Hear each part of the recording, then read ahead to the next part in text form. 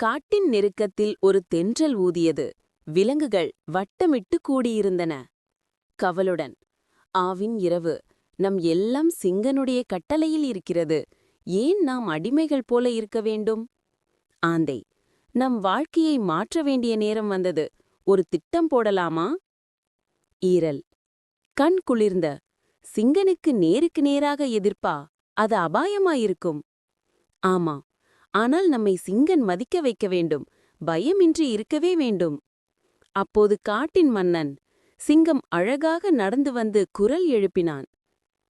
என் பேரில் பதியுங்கள். இங்கெல்லாம் என் சர்வாதிகாரம். யாராவது என் மீது கேள்வி கேட்குமா? குரங்கு மெதுவாக, சிங்கே, நாமெல்லாம் இங்கே தனித்தனமில்லாமல் வாழ்கிறோம். நாங்கள் மரியாதை எதிர்பார்க்கிறோம், அடிமைத்தனமல்ல. சிங்கம் ஒரு சிரிப்புடன், மரியாதை வேண்டுமென்றால் அதை சம்பாதிக்க வேண்டும். நீங்கள்தான் என்ன செய்தீர்கள்? ஆந்தை திறந்த மனதாய், நாங்கள் அனைவரும் ஒன்று கூடினால் நீ மீது நம்பத்தக்க மரியாதையை உருவாக்குவோம். திறமைகள் எல்லாம் வேறு வேறு, அதனால் ஒன்று சேர்ந்து நம்மை உயர்த்தலாம். சிங்கம் அசைத்து நுழைந்த, நீங்கள் ஒருமுகமாக திட்டமிட்டால் ஒரு சோதனை கொடுங்கள். பூனை தூண்டுதல், நாளை கோடையில் நீங்கள் இடம் விட்டு நம் சிறிய போட்டி நடக்கட்டும்.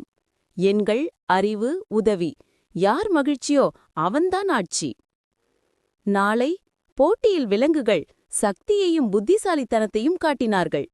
சிங்கன் தன்னைத்தானே சவாலுக்கு உடன்பட்டார். போட்டி இறுதியில் சிங்கன் நீதி, தைரியம் மற்றும் அன்பால் முன்னிலை கொண்டார். சிங்கம் தலையை கீழ்த்தி, நான் வெற்றி பெற்றது இல்ல, நாம் வெற்றியடைந்தோம். நீங்கள் எனக்கு மரியாதை கொடுத்தீர்கள்.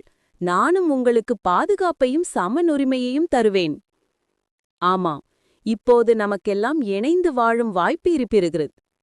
சிங்கம், நான் தான் ராஜா. ஆனால் இதற்கு அர்த்தம் என்னவென்றால், என் இராணுவம் அல்ல, என் பொறுப்பு.